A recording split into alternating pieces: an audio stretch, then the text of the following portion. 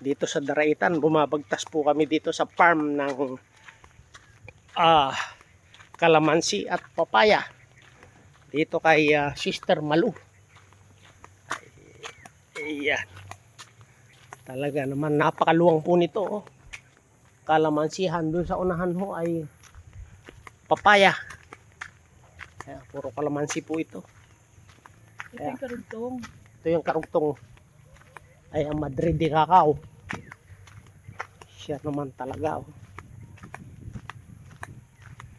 Ayan, good morning, good morning. Pwede din bumili ng kalamansi. Pwede nga. Ayan, oh.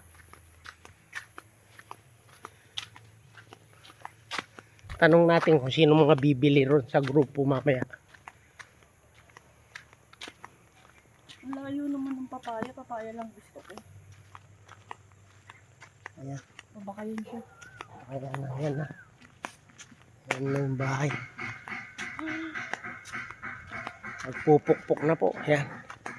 So, yan lamang po. Muli, magandang umaga. At naway pagpalain po tayo ng pong may kapal.